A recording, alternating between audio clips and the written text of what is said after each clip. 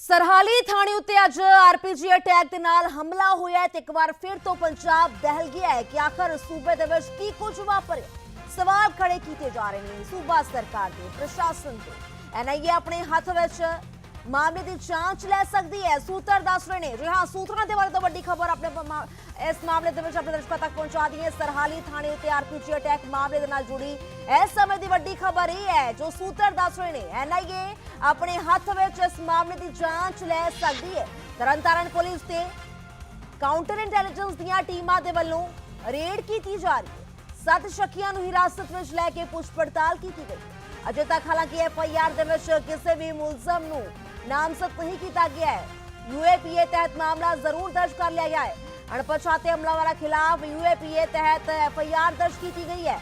सूत्रों के वाले तो बड़ी खबर है इस समय अपने दर्शकों तक पहुंचा दी है कि इस मामले के विच एनआईए जांच कर सकती है। हालांकि कुछ पहला जिवें ही इस घटनाक्रम नूं अंजाम दिता गया तो बकायदा डीजीपी गौरव यादव जी उत्थे पहुंचे। गौरव यादव के वालों गलबात करते हुए भरोसा दिता गया कि सख्त कार्रवाई की जाएगी। तो फिलहाल की घड़ी इस मामले के विच 7 शक्की व्यक्तियों तो जांच भी चल रही है। सवाल जवाब हो रहे हैं। 7 शक्कियां नूं हिरासत विच लिया गया है तो एक गोइंदवाल साहब की जेल विचों उस तो लैके उस तो कार्रवाई हो रही है। पर तस्वीरां वाकई शर्मसार कर देने वाली एक बार फिर तो खौफनाक तस्वीरां सामने आई। इन्वेस्टिगेशन शुरू कर दी है। असी फोरेंसिक्स की हैल्प ली जा रही है तो फरदर जोड़े है कुछ जोड़े साढ़े ऑपरेशंस ने उन्होंने तैयारी कर रहे हैं।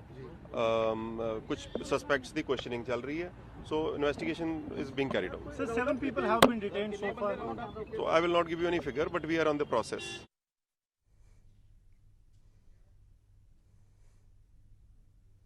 सो बकायदा इस मामले के विच एसएसपी गुरमीत चौहान भी बोलते हुए नजर आए तो उन्होंने वालों आख्या गया है कि इस मामले के विच कार्रवाई चल रही है। कार्रवाई का भरोसा एक बार फिर तो गुरमीत सिंह चौहान के वालों दिता गया तो एक बार फिर तो अपने दर्शकों तक पूरी की पूरी जानकारी इस मामले के विच पहुंचा दी है कि सूत्रों के वाले तो वड्डी खबर इस समय की आ रही है कि एनआईए इस मामले के विच दखल दे के कार्रवाई कर सकती है, जांच कर सकती है। सूत्र दस रहे हैं। हालांकि पुष्टि होनी इस मामले के विच बाकी है पर एनआईए जो सूत्र दस रहे हैं कि एनआईए इस मामले के विच जांच कर सकती है। तुहानूं दस दईए कि पहला भी मई महीने के विच मोहाली दे विच भी बकायदा आरपीजी अटैक हुंदा है तो उस तो बाद अज तरनतारण दे विच आरपीजी अटैक के नाल हमला किया जाता है। तो अजिहियां तस्वीरां एक तो बाद एक जो वापरियां ने तो दूसरे पासे घटनाक्रम कतलकांड के भी सामने आ रहे हैं तो वाकई चिंता बनी हुई है लोगों के विच, खौफ बनया हुआ है लोगों के विच कि आखिर क्यों अजिहियां घटनावां दिन ब दिन वधदियां हुई जा रही ने। कतलकांड वापर रहे हैं, हथियारों की सप्लाई एक दूसरे ते वार किए जाते हैं, फायर किए जाते हैं। अजिहियां घटनावां दिन ब दिन वधदियां हुई नजर आ रही हैं जो वाकई चिंता का कारण हुई ने।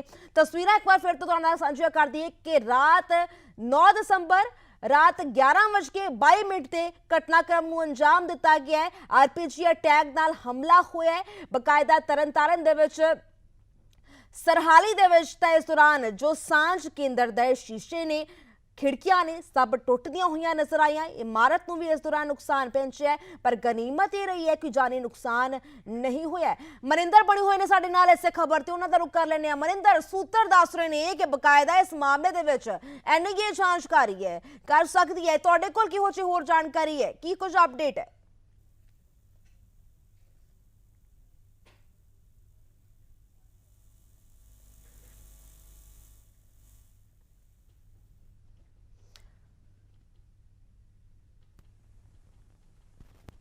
मनिंदर, मेरी आवाज पहुंच रही है तुहाडे तक?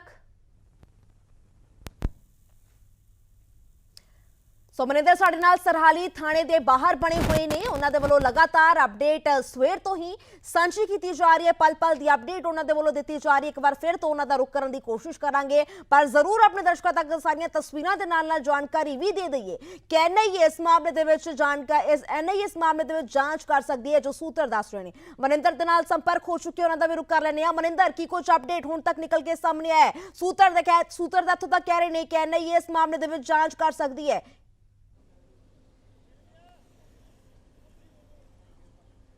देखो काफ़ी सब तो पहला मैं जानकारी देना चाहूँगा कि इस मामले के विच सीआईए स्टाफ तरनतारण वालों 7 शक्की व्यक्तियों को हिरासत च लिया गया, राउंड अप किया गया, उन्होंने तो पुछगिछ की जा रही और इस दे नाल नाल एक ਕੈਦੀ ਨੂੰ ਪ੍ਰੋਡਕਸ਼ਨ ਯੂਨਿਟ ਤੇ ਲਿਆਂਦਾ ਜਾ ਰਿਹਾ ਜੋ ਗੋਇੰਦਵਾਲ ਜੇਲ੍ਹ ਦੇ ਵਿੱਚ ਬੰਦ ਸੀ। ਤਾਂ ਕਿਤੇ ਨਾ ਕਿਤੇ ਪੁਲਿਸ ਦੇ ਹੱਥ ਕੋਈ ਨਾ ਕੋਈ ਅਹਿਮ ਸੁਰਾਗ ਜਿਹੜਾ ਹੈ ਉਹ ਜ਼ਰੂਰ ਲੱਗ ਚੁੱਕਿਆ ਹੈ। ਪਰ ਇਸੇ ਦੌਰਾਨ ਸਾਨੂੰ ਸੂਤਰਾਂ ਤੋਂ ਇਹ ਵੀ ਜਾਣਕਾਰੀ ਮਿਲੀ ਹੈ ਕਿ ਇਸ ਮਾਮਲੇ ਦੀ ਜਾਂਚ ਲਈ ਹੁਣ NIA ਦੀ ਟੀਮ ਵੀ ਇੱਥੇ ਪਹੁੰਚ ਸਕਦੀ। ਹਾਲਾਂਕਿ ਇਸ ਗੱਲ ਦੀ ਕੋਈ ਪੁਸ਼ਟੀ ਕਿਸੇ ਅਧਿਕਾਰੀ ਵੱਲੋਂ ਨਹੀਂ ਕੀਤੀ ਗਈ। ਇੱਥੇ ਇਹ ਵੀ ਦੱਸਣਯੋਗ ਹੈ ਕਿ ਥਾਣਾ ਸਰਹਾਲੀ ਦੇ ਵਿੱਚ ਜੋ ਹਮਲਾ ਹੋਇਆ ਸੀ ਉਸ ਸਬੰਧ ਵਿੱਚ ਥਾਣਾ ਸਰਹਾਲੀ ਕਲਾਂ ਤੇ FIR ਦਰਜ ਕੀਤੀ ਗਈ ਹੈ ਅਣਪਛਾਤਿਆਂ ਦੇ ਖਿਲਾਫ, ਜਿਸ ਦੇ ਵਿੱਚ 3 ਧਾਰਾਵਾਂ ਲਗਾਈਆਂ ਗਏ ਨੇ। ਅਨਲਾਫੁਲ ਪ੍ਰੀਵੈਂਸ਼ਨਲ ਐਕਟ ਯਾਨੀ ਕਿ UAPA ਯੂਆਪਾ, ਇਸ ਤੋਂ ਇਲਾਵਾ ਇਰਾਦਾ ਕਤਲ 307 ਅਤੇ ਐਕਸਪਲੋਸਿਵ ਐਕਟ।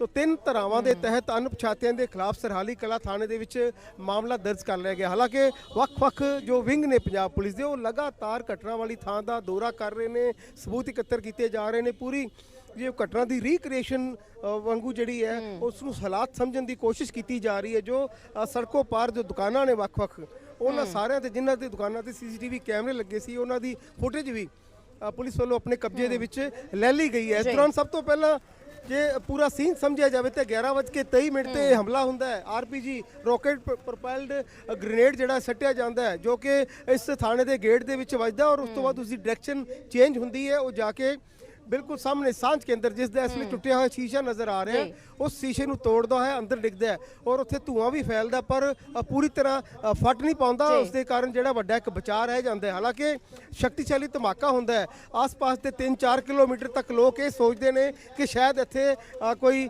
ਐਕਸੀਡੈਂਟ ਹੋਇਆ ਜਾਂ ਕਿਸੇ ਗੱਡੀ ਦਾ ਟਾਇਰ ਫਟਿਆ, ਕਿਉਂਕਿ ਹਾਈਵੇ ਹੈ, ਮੇਨ ਹਾਈਵੇ ਤੇ ਸਥਿਤ ਹੈ ਥਾਣਾ। ਤਾਂ ਲੋਕਾਂ ਦੇ ਮਨਾਂ 'ਚ ਇਹੀ ਗੱਲ ਆਈ ਕਿ ਸ਼ਾਇਦ ਕਿਸੇ ਟਰਾਲੇ ਦਾ ਟਰੱਕ ਦਾ ਟਾਇਰ ਫਟਿਆ ਜਿਸ ਦੇ ਕਾਰਨ ਇਹ ਧਮਾਕਾ ਹੋਇਆ। ਪਰ ਉਸ ਤੋਂ ਬਾਅਦ 12 ਘੰਟੇ ਬਾਅਦ DGP ਗੌਰਵ ਯਾਦਵ ਇੱਥੇ ਪਹੁੰਚਦੇ ਨੇ।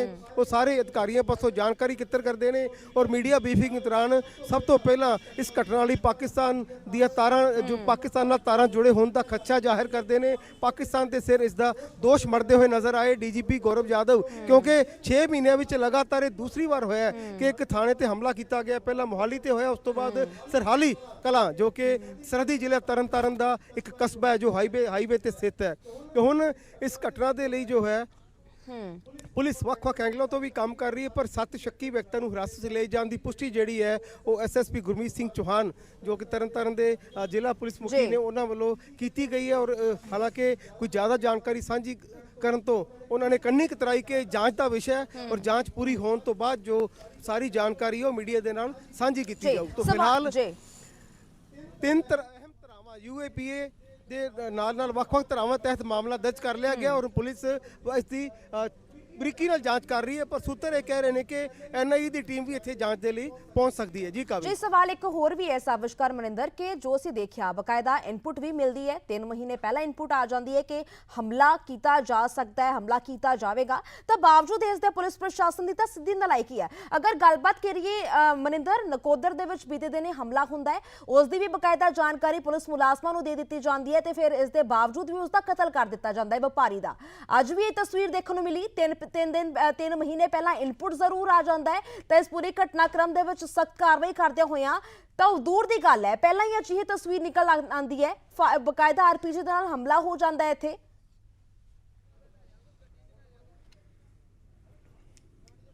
ਬਿਲਕੁਲ ਕਾਵੀ ਦੇਖੋ ਇਸ ਦੀਵਾਰ ਤੇ ਇੱਕ ਨੋਟਿਸ ਚਿਪਕਿਆ ਹੋਇਆ ਸੀ ਜੋ ਵਾਰ-ਵਾਰ ਜਿਸ ਦੀ ਤਸਵੀਰ ਅਸੀਂ ਆਪਣੇ ਦਰਸ਼ਕਾਂ ਦੇ ਨਾਲ ਸਾਂਝੀ ਕੀਤੀ ਹੈ। ਨੋਟਿਸ SSP ਤਰਨਤਾਰਨ ਦੇ ਦਫ਼ਤਰ ਵੱਲੋਂ ਰਿਲੀਜ਼ ਕੀਤਾ ਗਿਆ ਸੀ ਔਰ ਸਾਰੇ ਥਾਣੇ ਤੇ ਚਿਪਕਿਆ ਹੋਇਆ ਸੀ ਜਿਸ ਦਾ ਤਰੀਕ ਵੀ ਥੱਲੇ ਲਿਖੀ ਕਿ 15 ਅਕਤੂਬਰ 2022 ਨੂੰ ਇਹ ਨੋਟਿਸ ਇੱਥੇ ਚਿਪਕਾਇਆ ਗਿਆ ਸੀ। ਇਸ ਦੇ ਵਿੱਚ ਸਾਫ਼ ਤੌਰ ਤੇ ਲਿਖਿਆ ਸੀ ਕਿ ਪੁਲਿਸ ਦੀ ਖੁਫੀਆ ਤੰਤਰ ਨੂੰ ਇਨਪੁਟ ਮਿਲੀ ਹੈ ਕਿ ਥਾਣਿਆਂ ਦੀ ਇਮਾਰਤਾਂ ਨੂੰ ਤੇ ਹਮਲਾ ਕੀਤਾ ਜਾ ਸਕਦਾ। ਕੋਈ ਅੱਤਵਾਦੀ ਜਾਂ ਗੈਂਗਸਟਰ ਗਰੁੱਪ ਜਿਹੜੇ ਹੈ ਇਸ ਦੇ ਲਈ ਐਕਟਿਵ ਨੇ, ਉਹ ਹਮਲਾ ਕਰ ਸਕਦੇ ਨੇ, ਪੁਲਿਸ ਮੁਲਾਜ਼ਮਾਂ ਨੂੰ ਨਿਸ਼ਾਨਾ ਬਣਾ ਸਕਦੇ ਨੇ। ਅਸੀਂ ਵਾਰ-ਵਾਰ ਇਹ ਨੋਟਿਸ ਦਿਖਾ ਰਹੇ ਸੀ। ਇਸ ਦੇ ਵਿੱਚ ਅਲਰਟ ਰੱਖਣ ਦਾ ਜਿਹੜਾ ਆਦੇਸ਼ ਦਿੱਤਾ ਗਿਆ ਸੀ, 24 ਘੰਟੇ ਤੈਨਾਤੀ ਕਰਨ ਦਾ ਆਦੇਸ਼ ਦਿੱਤਾ ਗਿਆ ਸੀ। ਪਰ ਇੱਕ ਵੱਡੀ ਲਾਪਰਵਾਹੀ ਸਾਹਮਣੇ ਆਈ ਹੈ ਕਿਉਂਕਿ ਪੰਜਾਬ ਪੁਲਿਸ ਦੇ ਜ਼ਿੰਮੇ ਪੰਜਾਬ ਦੀ ਜਨਤਾ ਦੀ ਜਾਨ ਮਾਲ ਦੀ ਸੁਰੱਖਿਆ ਦੀ ਜ਼ਿੰਮੇਵਾਰੀ ਹੈ। ਉਹ ਜੇਕਰ ਆਪ ਹੀ ਸੁਰੱਖਿਅਤ ਨਹੀਂ ਤੇ ਲੋਕ ਸੁਰੱਖਿਆ ਦੀ ਕਿਸ ਤਰ੍ਹਾਂ ਦੇ ਨਾਲ ਆਸ ਕਰ ਸਕਦੇ ਨੇ। ਤਾਂ ਪੁਲਿਸ ਦੀ ਇੱਕ ਵੱਡੀ ਲਾਪਰਵਾਹੀ ਹੈ ਕਿਉਂਕਿ ਇੰਨੀ ਖੁਫੀਆ ਜਾਣਕਾਰੀ ਹੋਣ ਦੇ ਬਾਵਜੂਦ ਜੇਕਰ ਕੋਈ ਵੀ ਅੱਤਵਾਦੀ ਜਾਂ ਗੈਂਗਸਟਰ ਗਰੁੱਪ ਇਸ ਤਰ੍ਹਾਂ ਆ ਕੇ ਥਾਣੇ ਤੇ ਹਮਲਾ ਕਰਦਾ ਹੈ ਤਾਂ ਉਹ ਸਿੱਧੇ ਤੌਰ ਤੇ ਪੰਜਾਬ ਪੁਲਿਸ ਦੇ ਲਈ ਚੈਲੰਜ ਹੈ। ਹੁਣ ਦੇਖਣ ਵਾਲੀ ਗੱਲ ਹੈ ਕਿ ਇਸ ਚੈਲੰਜ ਤੋਂ ਪਾਰ ਕਿਸ ਤਰ੍ਹਾਂ ਹੁੰਦੀ ਹੈ ਪੁਲਿਸ, ਕਿਸ ਤਰ੍ਹਾਂ ਇਸ ਮਾਮਲੇ ਨੂੰ ਹੱਲ ਕੀਤਾ ਜਾਂਦਾ ਹੈ। ਠੀਕ ਹੈ, ਫਿਲਹਾਲ ਤੁਹਾਡਾ ਬਹੁਤ-ਬਹੁਤ ਸ਼ੁਕਰੀਆ ਮਨਿੰਦਰ ਇਸ तमाम ਜਾਣਕਾਰੀ ਦੇ ਲਈ। ਪਰ ਇਸ ਮਾਮਲੇ ਦੇ ਵਿੱਚ ਸਵਾਲ ਇੱਕ ਤੋਂ ਬਾਅਦ ਇੱਕ ਖੜੇ ਹੁੰਦੇ ਹੋਏ ਨਜ਼ਰ ਆਉਂਦੇ ਨੇ ਕਿ ਜਦੋਂ